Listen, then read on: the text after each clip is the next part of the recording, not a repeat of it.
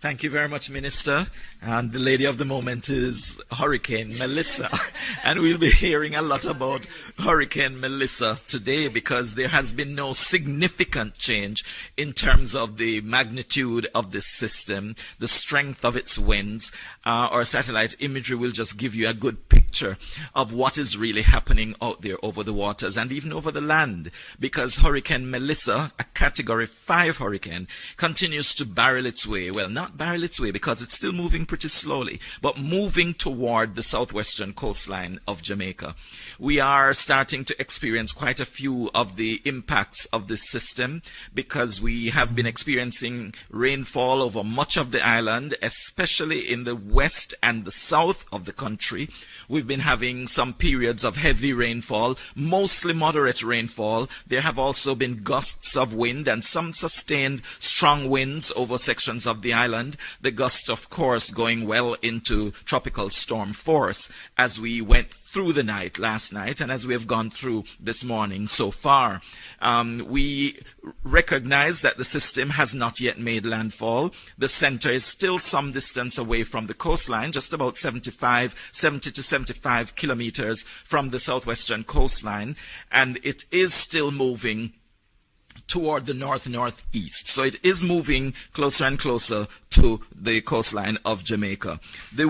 I mentioned that it has been moving slowly, but it has been moving a little bit faster than it was previously because it's now moving at 11 kilometers per hour. That's just about 7 miles per hour. And it is expected to make that turn to be more in a direction, moving in a direction toward the northeast, which is a slight shift toward the east, more so than it is going at this time. So it will continue to move toward the island, making its entry on the southwestern coastline. We do expect, let me move this slide forward a little bit so you can see and get an idea of where we're expecting it to move. First, let me just point to those circles that you're seeing on the image. Where the center is located, the inner, I refer to it as the inner core, which is that orange area that's surrounding it.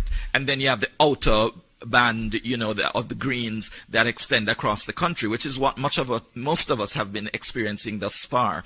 But the inner core that we speak of is that orange area that we expect to be making some impact on the island, and that's where the stronger winds are concentrated. Also, the heavier rainfall is in that general area.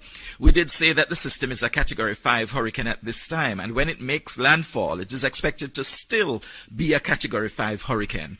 That means it will cause catastrophic damage, life-threatening damage. There is very little that can stop a Category 5 hurricane.